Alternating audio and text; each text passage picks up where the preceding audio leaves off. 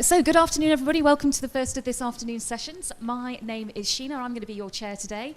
You'll see me hobbling around later on whilst I help Ross with the Q&A at the end of the session. Ross is indeed a seasoned L&D professional with over 15 years of experience in the people field. He is currently Head of Learning at Trainline Limited, a Fellow of the Learning and Performance Institute, and founder of Steal These Thoughts, a blog and newsletter for those passionate about learning, growth, and high performance. And today, he'll be sharing his thoughts on how we can be smarter with tech to boost performance in a hybrid world, which is not bad for somebody who had to step in his chair at about 5 minutes' notice. So with no further ado, I will leave you in Ross's capable hands. Enjoy. We'll talk later. Thank you very much. Hello, everyone. So that was quite an intro. I feel very egotistical now, listening to all that back. So look, first of all, so I'm not a teacher. This isn't a classroom. What I would love to do today is have more of a conversation, to share some experiences with you, to talk about some of the things that have worked, what I've been doing with a variety of companies. So to help with that, I'm not going to use PowerPoint, which may be a shock to some people. What I am going to do instead, if you can get signal in here, of course, and we're about to find out, right? We're going to use a tool called Mentimeter. So what I would love you to do is to use any device that you've got to scan the QR code or go to menti.com, enter this code here. I'll keep popping it up as we go through the talk. And then I've got a bunch of questions that we'll talk about. I've got a bunch of data to share, and I'd love to get your thoughts on everything that we share here today and make sure this is as collaborative as possible. I can already see one like, thank God, I thought I was going to fail completely. So that's good so far. So I'll give you about another kind of 20, 30 seconds to do that. But like I say, we'll continue to kind of put this up during today's session here. So, oh, look at that, loads of lovely love hearts. I'm just waiting for one of you to do the downvote right there. I'm waiting so I can find out. Right, so first of all, we've kind of done the intro on me already. So this is my lovely memoji, as you can see here, of me, kind of the exact replica. And there's a couple of things that I do. So one is, as you know, so I'm head of L&D for Trainline. I've been heading up for Trainline for the last 4 years now, in terms of when we were a startup through to a PLC. So it's been a pretty crazy journey, right? In terms of the kind of growth of that organization and in terms of the stuff that we've done there as well. And on the side, kind of doing this by day, maybe you could say Batman by night potentially, is that I also run a blog and newsletter called Steal These Thoughts, which some of you may or may not know. And I've been doing that for about 4 or 5 years now, and that is basically kind of a center where I share lots of my research that I've been doing in the L&D field, lots of innovations that we've been kind of experimenting with and testing with different organizations, and basically just sharing, as it says, my thoughts pretty much on the L&D industry and some of the kind of cool new tech and how we can use that as well. So saying all of this, and this is a bit controversial already. I did promise Don I wasn't going to be controversial, but it's a controversial one already. So I want to talk about tech in general. So not just learning tech, but also as L&D professionals, how can we scale our abilities with technology to really prepare ourselves and navigate the kind of future career landscape as well? Because it's pretty evident, right? Digital technology is literally ingrained in us. And at some point, if people like Elon Musk have their way, it will be ingrained in our minds soon as well to allow us to control everything. So in terms of the learning tech industry's best kept secret, I think that is, you've probably got what you already need. So you've probably got the tech that you need to actually excel yourself, to actually excel in your organizations.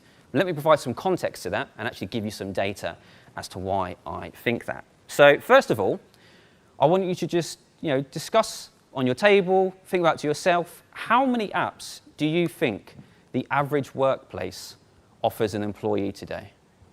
So how many apps on average do you think are available to each of you at your company to use off the top of your head?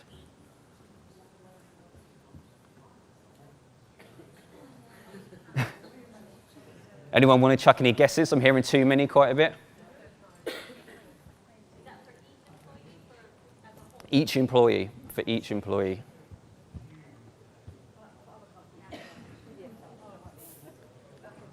Any guesses? Okay, yep. 10 to 12 a day. Anyone else? 25, okay. One more, any more? Oh. We're getting deeper into that. I mean, anything that's available in your workplace technology stack. So anything that's available in there for you to use to help you from a performance perspective, That's what I would class as an app in this way. Okay, look, so I'll put you all out your misery. So the number is 88. So according to a report from Okta, which some of you may know, Okta is an identification management and security tool. They have over 20,000 customers worldwide. Loads of you are probably using Okta in your organizations right now for security identification, and you don't know. So when you're logging on through single sign-on, Okta is one of the companies that provides that security. So they have a mass amount of data on understanding how many apps do organizations have, how many people are using them, and just looking at the choices that people have. So already with my good friend Obama here, you can see 88 apps is crazy. But when we start to actually look at that as a whole and break down what does that mean at different organizational levels, it gets deeper, right? So Okta actually found that 175 apps are available to people in companies with over 2,000 employees. So companies with over 2,000 employees have 175 apps available per person. For companies with less than 2,000 employees, it's 73 apps. I like to think about this as kind of like the Netflix decision fatigue thing. You sit down on a Friday night, you're thinking, hey, I want to watch a film, and you're like, I've got 2 hours to do it. And then instead of watching the film, you spend 2 hours not watching the film and then deciding, I've had enough of this crap, I'm leaving here now, and I'm going to go do something else. We basically have the same problem when it comes to the workplace, because we're saying to individuals, right, we've got all this great tech, and we need you to understand, which tech you want to use. If you have a portfolio of 88 apps, how the hell are you supposed to figure out what is really going to help you and what's not going to help you in terms of the tasks in front of you? So look, this is what I think about when I'm having conversations with my tech teams and we're saying, okay, we've got 80, 90 apps that people have to use. And we start to really think about, well, how many of those apps do we use to their full potential as an organization and as an L&D function in particular? And how many apps are people frequently using in that stack? Because I guarantee you now, if you're going to ask most people in your organization, they would have no idea how many applications that you actually had in that org. They'll probably say to you, yeah, I use Slack, or I use Teams, I'm on SharePoint a few times a week. They're not really going to look at the rest of the stuff. But it's bits what we can do around that. So actually, I put this in last minute when I was on the train late last night, so thank God I've written it properly. But Satya Nadella, who is the Microsoft CEO, they actually did a conference yesterday, if anyone saw that, and they were talking about their new workplace technology. And they've actually teamed up with Meta. So obviously Facebook, now Meta. Meta have just launched their new Meta Quest 2, which is super expensive, but it now allows you to kind of jump into the digital realm and have your meetings and Teams experiences there. And basically, Satya said something that was really interesting to me, where he was saying, what Microsoft are trying to do is look at how can doing more with less also means applying technology to amplify what you can do, which I think is really interesting. Because I think from an L&D perspective, budgets are getting cut, resource on Teams is low, there's more tech than ever. How can we help ourselves and people in our organization really understand how do we make most of the technology that we've already got? And of course, the last bit, again, looking at the ROI for, what can we do our organization to achieve what they want to do? Because we've probably all been in conversations where we get really excited about a new program of work. People get super excited about, we need some new technology. We need to go buy something new. Let's go talk to people. But we don't look at the current technology estate that exists. And if we're talking about, on average, there's 88 apps per user, why the hell are we going to keep buying more technology and probably having duplicates of stuff? So, what I want to do today specifically is a couple of things. So I've been experimenting for probably the last 2 or 3 years, all during the pandemic, like most of us have, and trying to find the balance of how can we enable performance for people in the workforce to really look at what are the best tools that are available, how can we upskill those people on those tools, how can we take those moments that we usually class as face-to-face moments, so coaching, mentoring, all these different types of sessions, and bring them into that digital world. Now, it's not easy. I haven't got a silver bullet that I'm going to give you today and you're going to go away and take on, but I want to talk through some of that. I think really importantly, I also want to look at how do you enable performance and credibility for yourselves as L&D operators. So how in your careers can you look at how can I make this tech work for me? So how can I look at the applications that I've already got and bring that into my workflow and amplify the work that I'm doing? I'm going to give you some examples of that as well, just to kind of get some ideas going. And then lastly, what we're going to look at is taking key actions to really look at how do we scale digital skills for performance, and how do we look at tech as an enabler and most certainly not a replacement to what we do? Because if you see a lot of the AI and robot stuff right now, that's not all going to take over what we do currently, so don't be alarmed by that. So first of all, what I want to show here again from this same Okta report is this is a view of the fastest growing apps in 2021 in today's kind of technology estate for workforces. So some of these you might be familiar with. I don't know if any of you use Figma. Are some of you using Miro as well? Miro? I never know. Lattice and Monday.com. Amazon Business is killing it for whatever reason. You know, they're really taking the field there, as we can imagine. So these are the things that Okta see of their 20,000 customers that they're really using in their workforce. Of course, I haven't included the tools that we already know very well, like Slack, Microsoft Teams, and SharePoint, because they are classic ones, and we will talk about those soon. So speaking about that, I would love for you to go back to your devices and just very quickly answer this question and let me know, on a daily basis, how many apps do you actually use to do what you need to do at work? And it also gives me a moment to get a cheeky swig of water, by the way. Okay, cool. 10, 12. Too many. Yeah, probably.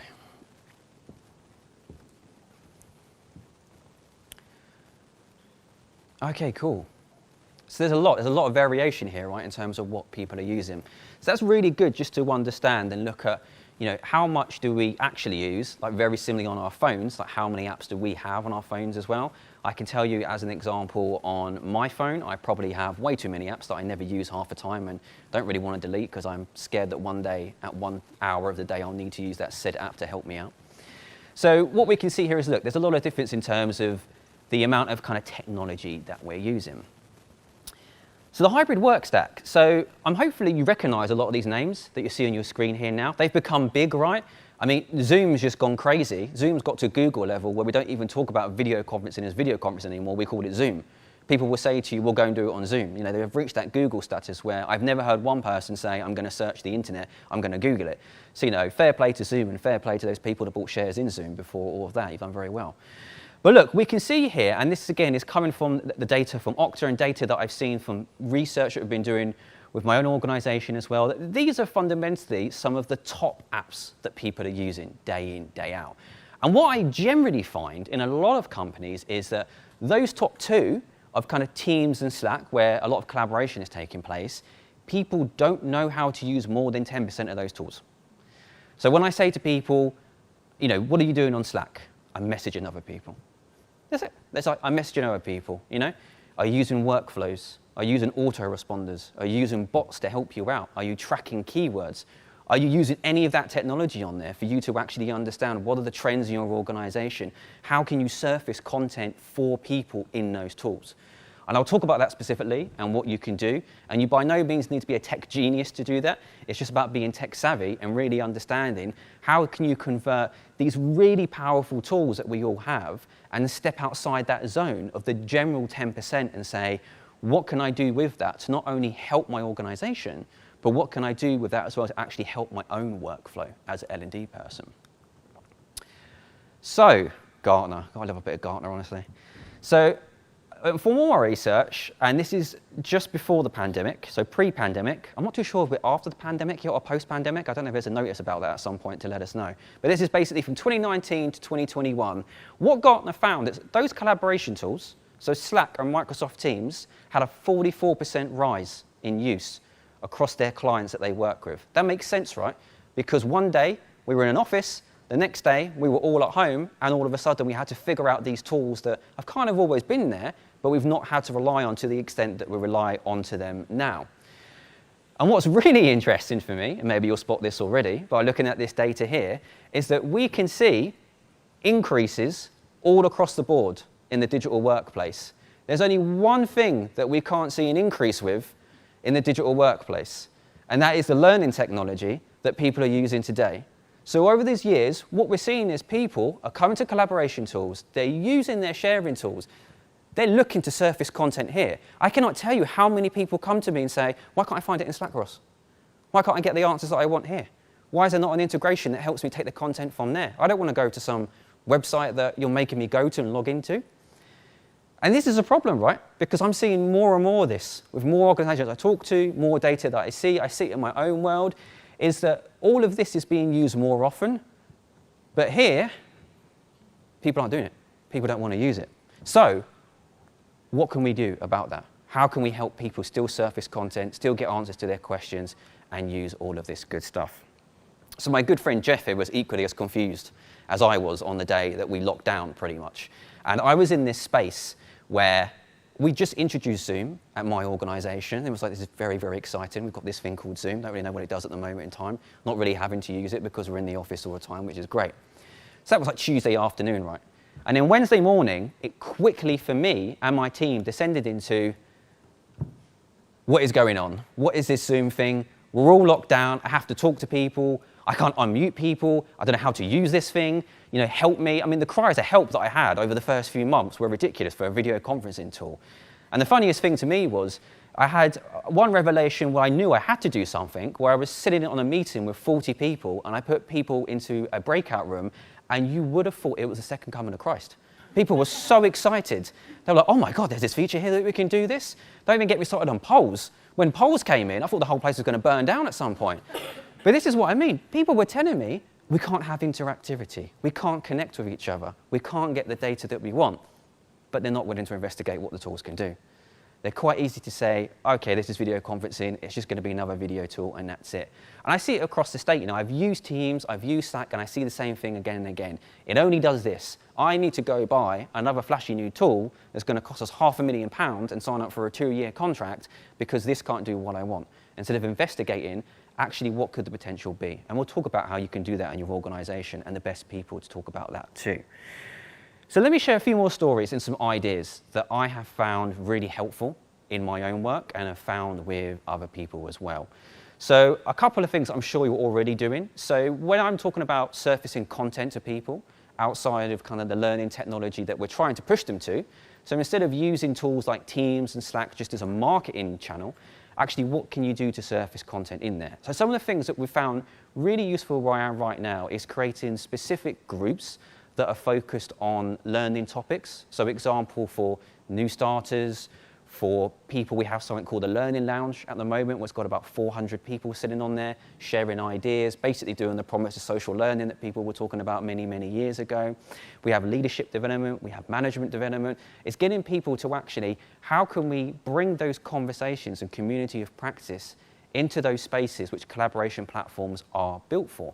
Because historically what's happened in the L&D space is we try to push those out elsewhere. We try to say to people, you need to go to our LMS or whatever piece of technology you're using to actually do that. So there's some pieces there where you can get some very, very quick wins on how can I create that community feeling in these tools. And a lot of these tools now, and I can speak to Slack because I have much more experience with Slack at the moment, you've got audio huddles, you've got video meetings, you've got all this ability to track, you've got bots to do projects, all of this stuff where you can use it for a lot more than just messaging, pretty much. And then outside of that, so when I come to think about what we can all do as L&D operators, so for a long time in my role, probably like some of you here, I've sat as an individual contributor. I've been head of learning, but learning is me. That is it. If I don't turn up the next day, there is no more L&D department. That's pretty much it. So I've had to find ways to actually get super inventive and think about, if there's no other humans here to help me do what I need to do, how am I actually going to scale all the stuff that I do? Now, of course, with that, I'm a techie geek. Some people will know who are here already. So automation and making the most of this tech is incredibly important. So there are opportunities in tools like Teams and in Slack, as an example. I don't know why my screen has disappeared. And in Slack, where you can actually use components like bots, you can use autoresponders. I'll give you an example of that. Something that's been very, very beneficial in my work is the ability to get people the information they want when they ask for it. So an example of that is if someone jumps into a Slack channel and pretty much says, I'm looking to understand about feedback for our upcoming performance reviews. Now, what would generally have to happen is a human would have to engage with that.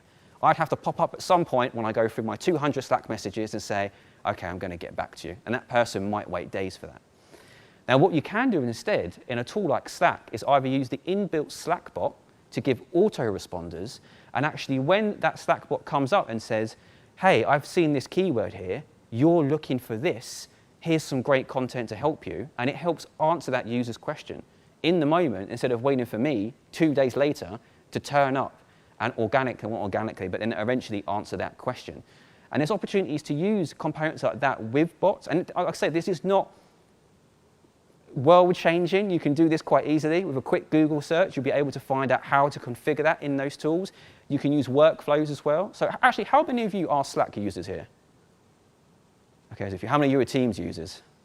Yeah, that makes sense. So you can do this on both, right? So there's an opportunity where, and again, on Teams, you can have integrations into that. You can have bots on that as well. You can build in workflows. And some of you might already be using these for your kind of project work and that. But actually, as an L&D professional, there are opportunities to either work with organizations or on your own to actually build out these components, these workflows, and these bots to help you. I'm not saying you need to have any kind of computer science degree to do this, but there is capability within these tools to help you and actually build out your capability to answer these problems and set this stuff up.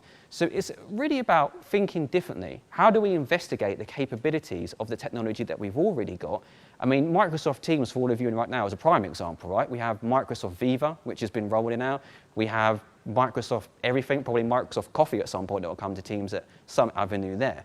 So there's always a time where you've got a very, very big product there, but I still believe and I still see people trying to buy more products on top of that product, even though it has all that feature set there. And that causes an issue. And it causes an issue because you're introducing new technology to users. You're asking them to take on another bit of technology.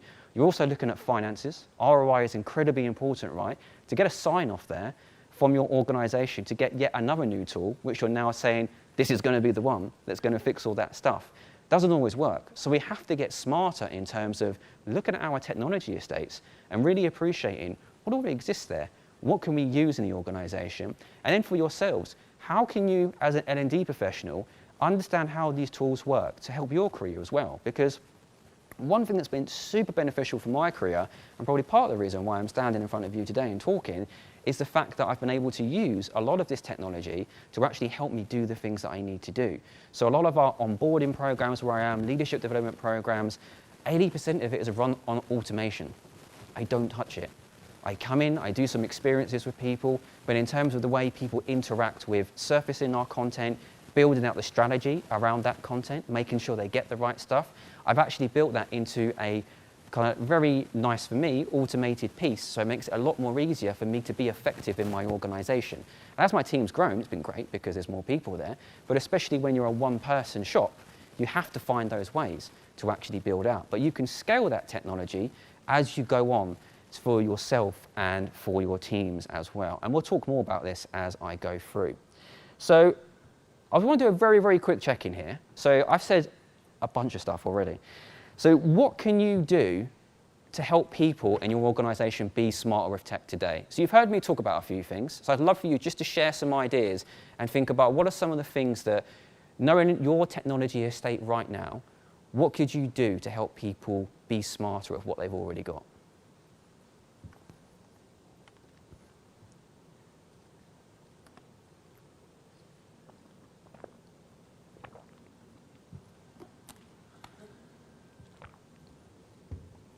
Yeah, you could definitely install Neuralink.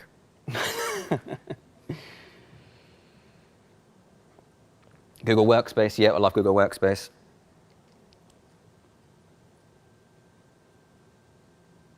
Cool. I don't like Google Workspace thing, I should say actually. So all of the tools that you're using today, Slack, Teams, whatever, you generally find they've all got free learning libraries of content. So to give you an example, you can go onto Google right now. There's Google Digital Workspace. Microsoft provide a full suite of education for all of their products as well. You don't need to create new stuff. You can curate all of this stuff, and you can put it in one place to service people. So when someone turns around and says, how do I set up my own kind of channel in Teams? How do I put my integration into that? You can help people with that. You can take these toolkits that are readily available and bring them out to people. And that is something, again, that I forgot to mention that was incredibly beneficial at the start of the pandemic for me and my team. Because as you can imagine, I had a bunch of people going crazy about Zoom. And then Miro came in, and I thought the whole world was going to fall apart at one point, where people were like, oh my God, there's an online collaboration whiteboard. How do we use that? How do we use that effectively? How do we connect with big teams? We've got big product and tech teams who are working on big problems. How do we make sure that all of those are getting the time they need, they're getting everything together, and they're not having to have 5 separate calls for one session? So it's also making sure that we can do that through all of the content that's available and saving those people time as well, because obviously time is precious, money is precious too. My Mac is just not loving this right now, is it, honestly? So look, it's really good to see there's loads of answers there in terms of what you can do. And what I'll also do is some links at the end. I've put together a bunch of free toolkits that you can take and use at your organization if you want to, that I've curated from Google, Microsoft, and loads of other companies, because they're basically the things that we've been using over the years where I am. They've been super beneficial, so I like to share the love, so it'll be there for you to all pick those up as well and take that too. And a very important part of all of this being smarter with tech, and I'm going to kind of sum it up into this kind of piece here, is actually looking at, before you go and buy something, and when you're having these conversations and everyone's getting super excited, you might be looking at performance management as an example. You might think, oh great, we can go out and buy a flashy new tool that's going to do everything and it's going to really kind of change what we've got now. There's a couple of things that you can do to actually help yourself understand what is available today. So one of those things, and I would definitely recommend, is making best friends with your technology team, specifically your infrastructure teams, and also making good friends with your marketing teams as well. And I'll explain why, because those are the people that can help you scout the technology that you've already got. Something that's been very beneficial to me where I am at the moment is to have a close link with our technology infrastructure teams to say, hey, we're working on this program of work, we're doing these things here to help people upskill. What have we already got? Before I go out and start talking to 10 or 15 vendors about everything they've got there, what is actually available for us to use that we're not using to its full potential right now? So scouting is incredibly important before you even think about going to contact people. And then investigating. So you may be using a bunch of stuff now that I spoke about with Slack and Teams and other tools, but making sure to investigate what is the full feature set that you've got there. You might be using the tool now and you might only be using one component of it, but actually investigating all the components that it offers. And a lot of these companies now, you'll actually find, Teams being an example there are so many add-ons. There are so many additional benefits that you can bring in, and you may never have to go out and find something else to add into your tool. You may find what you've already got. And then the final bit is to reflect. And I say reflect because those two stages, you might go through them, but you might get to the conclusion, you know what, we don't have what we need. We've done the scouting, we've investigated the tech we've already got, but you know what? It doesn't fill the need that we have for our users. So you need to bring in another product. And that's fine, right? But that's the stage you should get to once you've done those first two bits there and really understand, can we already use something that we've got? So people already familiar with that technology, we're not having to engage them back into that again, and we're not having to spend more money as well. And the reason why this is super important, because I like to think about mindful acquisition. I think numbers always work very well, don't they? So this data comes from a company called Hollow IQ. And basically, they were speaking about EdTech overall, and this is in 2020. And the industry is huge, right? There's a bunch of vendors out there right now. There's probably people in here as well that are from vendors too. There is so much tech out there. Literally, my LinkedIn mailbox, I can't even look at it anymore, because so many people are trying to tell me they have the tool that is going to rock my world and they need to speak to me right now. So if you have LinkedIn, message me. I'm sorry, I've probably not looked at it in about 6 months to get back. But the reason why that is because, and the reason why it's really important about mindful acquisition is because you can see here, it's going to keep blowing up and it's going to get bigger and bigger and bigger. And there needs to be a bit of mindfulness brought into how can we have intention in what we're using, in what we're buying, and what we're deploying for people as well. And I'll share all this data as well after this session too, should you want to kind of go through it and use it for your own stuff as well. And there is a slide there, but I've got my computer on dark mode, so you're not going to see it. So I'll share that with you afterwards, but there is a slide there beneath there which talks about a learning tech stack. So look, I'm going to kind of bring it up and summarize some of it here and give some time for questions. So I did promise we'll have some time for questions. Is out of everything that I've said today, these are the things that I'd really kind of love to take away, and I can explore more of these in the Q&A as well, is to look at, teach people how to build and where to learn with a digital skills library. So how are you able to connect people in with content that already exists? One of the big problems that I already had near the beginning of the pandemic was I thought I had to create everything from scratch, because all of a sudden one day we weren't using 90% of the tech stack, and then the next day we were, and we're having to figure out how do we help people with that. But like I say, if you can teach people how to build all this stuff and how to find the resources, it'll be great. Scout before you buy. So I always say this to my team, do we have what we already need to do the job? So making sure you're going through that process, actually analysing and doing that scouting piece to understand what is the feature set, what is the functionalities of all of the technology that we have today. Are we missing something here? Do we have the ability to take something now and use another portion of that?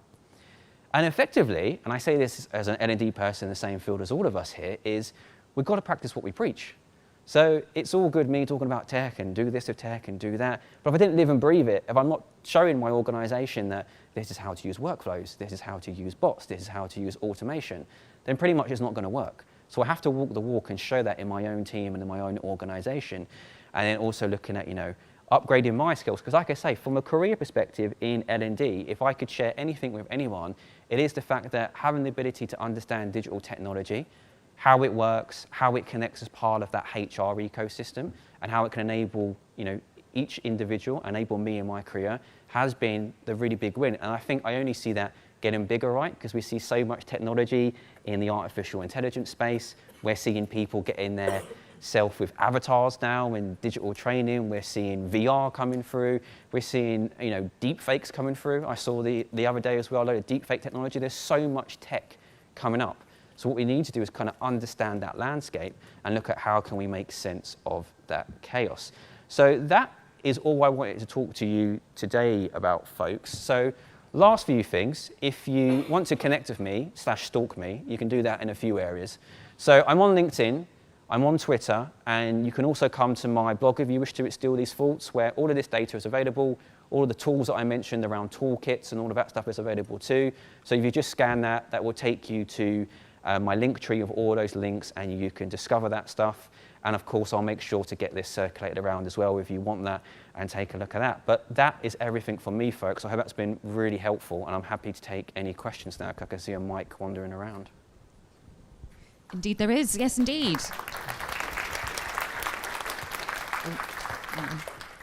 Just not get in the way of the cameras there for a second. Right, people, it's your opportunity to ask questions, interrogate him madly. Who would like interrogate me, yeah. Yeah. Who would like to? There she is. She's straight in. Here we go. Smashing stuff.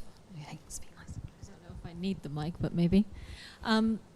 So one of the suggestions, it's really a question about some advice. One of the suggestions that you had for using Slack and Teams is to create sort of local communities of thought, to make it a little bit smaller and make people have like subjects that they can relate to, etc.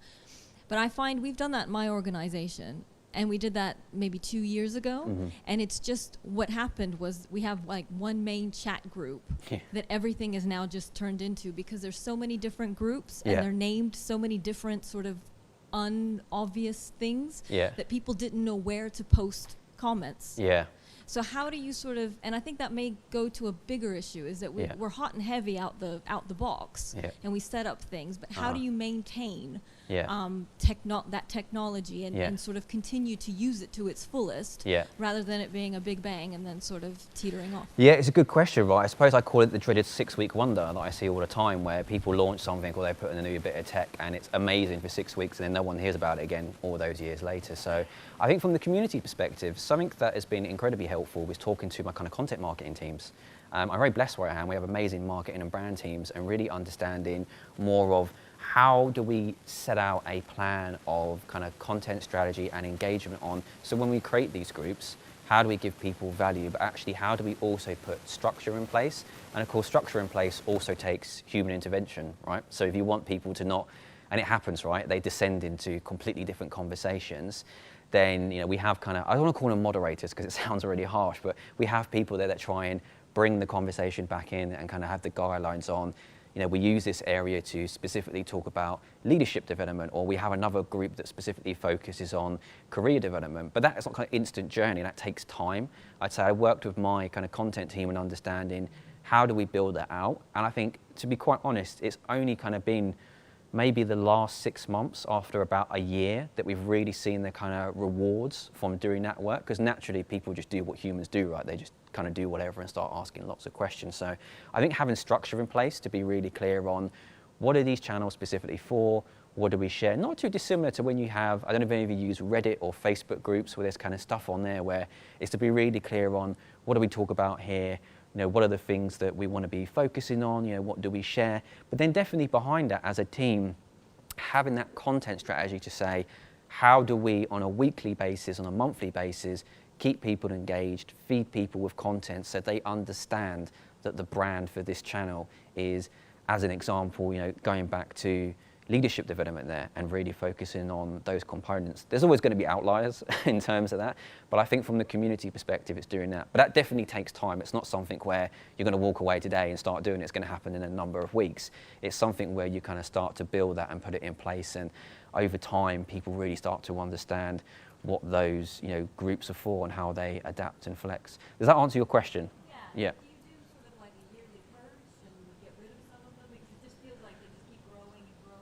Yeah. And it's also the human element. Yeah. The people start their own. Yeah.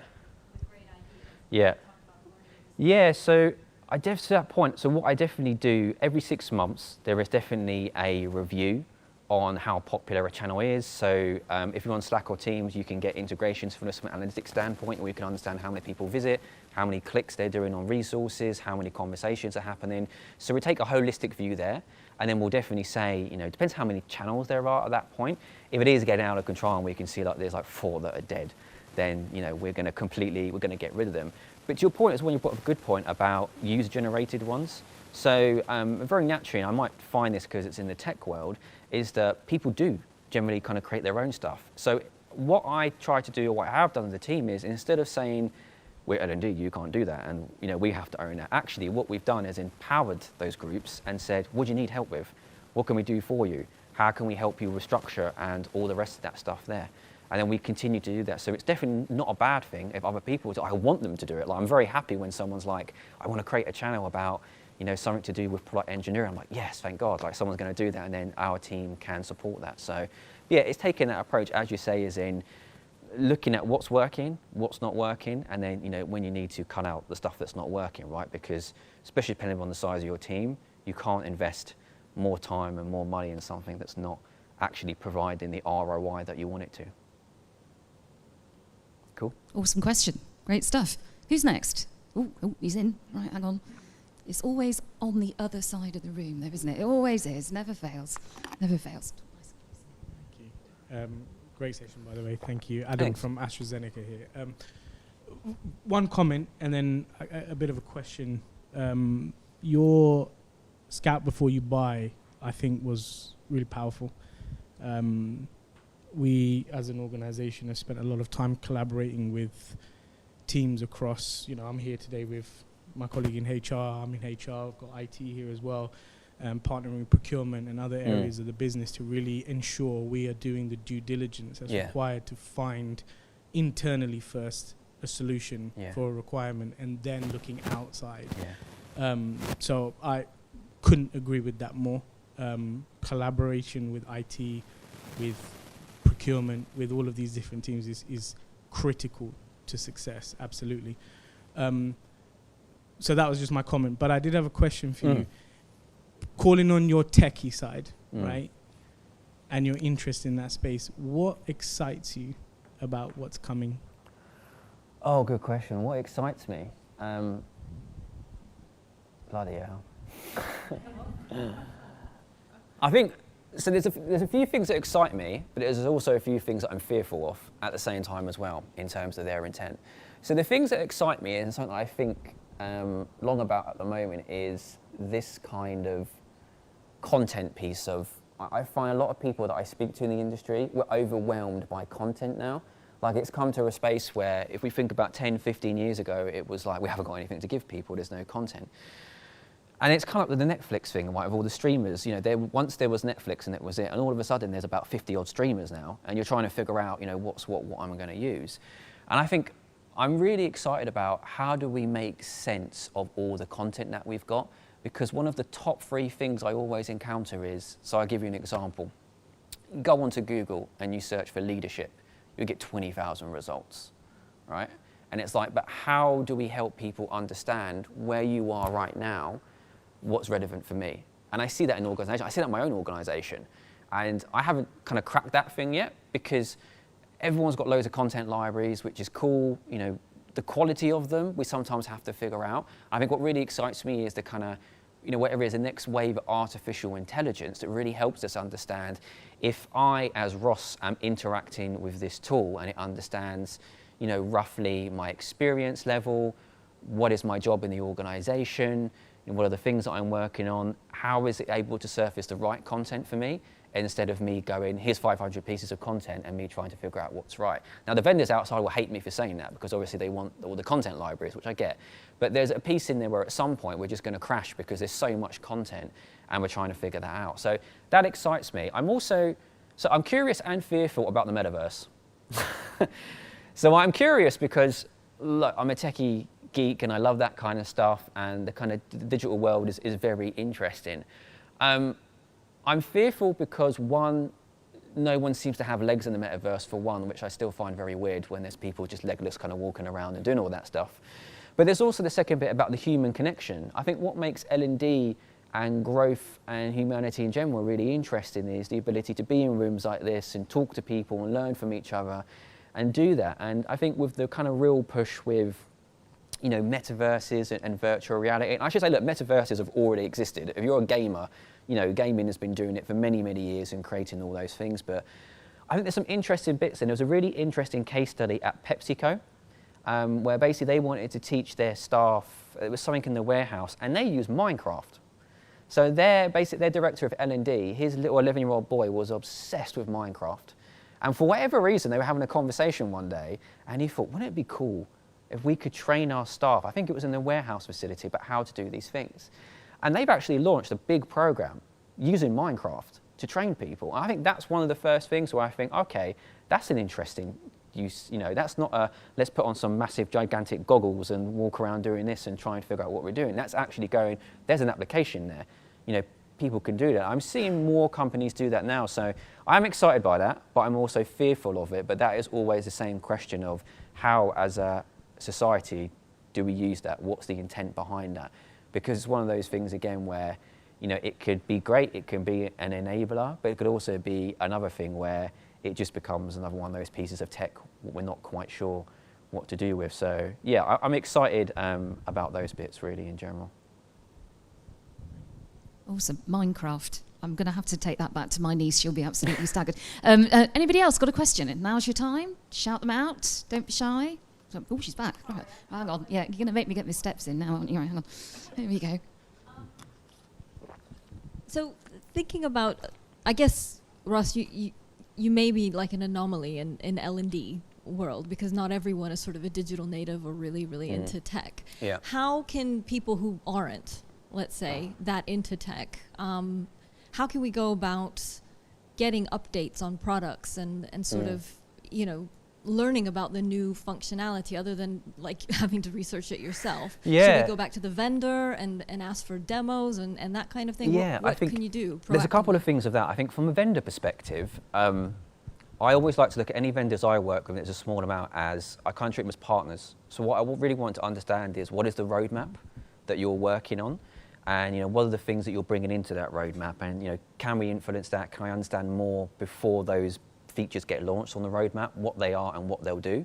So then ahead of time with the team, I can really understand how can we use some of that. So I think, look, if you've got loads of vendors today, you know, make sure you're getting your money's worth in terms of understanding what is your product roadmap. So that's the number one question whenever you speak to anyone, is looking at, you know, what's coming up, what are the features that are coming in. You know, you've got so many companies doing different things. You really want to understand what's your vendor providing for you to get best value for money. So that's one thing you can do, of course, in the learning tech space. I think in the general space, I think, and again, I work in a tech company, right? So it's a bit different. So something I found very good is just generally being curious to the tech team and understanding, you know, how are they using some of the tools that they've already got now? Because generally they are the people that are at the cutting edge or the forefront. And it's understanding some of the things they might be doing in technology, some of the things they might be doing in marketing, and saying, oh, we could use it in L&D. So that, I mean, marketing and L&D has been spoken about for a long time, but the way that marketing are using some of their kind of technology for automations and engaging people, I've been able to bring that into my world because I'm having conversations with those people and really understand, oh, that's cool. How does that work? Could we use it over here? So I think in some ways it's just about, yes, it's being curious, but it's just talking to those people and understanding, you know, what are they using? And I think outside of that, of course, there's the usual stuff with, look, there's blogs out there and stuff, there's video updates and that. I mean, the Microsoft one I mentioned earlier on, they've got a massive presentation online recorded from yesterday where they're talking about wanting to take over the world with the metaverse and their goggles at the moment. So there's stuff like that. But I think the main thing is, and I really want to get across, because you're probably right, I'm a bit of an anomaly, where you don't have to be a tech expert. It's just about being a bit savvy and understanding that. And it's the same for all of us, even in our personal times, right? Like I find, I'll give you a prime example. I've got loads of friends that work at TikTok. I have no idea what is going on with TikTok. I haven't got TikTok on my phone. I want no part of TikTok. I feel way too old for it, right? But I understand it. I still know what it is. I still know on the basis of how the business model works, the algorithm, how it's engaging people. So I don't embrace it as a user. I have an understanding of maybe in the future that could be something that kind of reaps benefits in the work that I'm doing. So it's just more being curious about it. You don't have to be a user of everything, but just understanding the kind of playing field you're in pretty much. Awesome stuff. Right, who's going to make me go to the other side of the room? Any more questions? It's a great opportunity to really pick his brains. Ross, while somebody's thinking about a question, do you maybe want to remind people how they can get in touch with you and connect with you? Yeah, definitely. So I've lost my little thing on my Mac's died, obviously. So you can get hold of me, like I say, on LinkedIn. I'm just Ross Stevenson UK. You can find me on there. Twitter, I haven't got a clue what my username is. It's probably dreadful, to be honest. But you'll find it on my kind of links there as well. And for everything else, let's see if this works here, you can go to stillthesethoughts.com as well, which has all of those free toolkits and everything else. So yeah, if you want to connect on there, folks, you know, please do that. You can come find me afterwards and we can have a chat as well.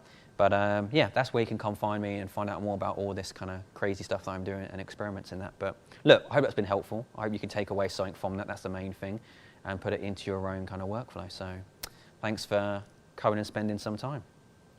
Awesome stuff. Everybody. Cheers.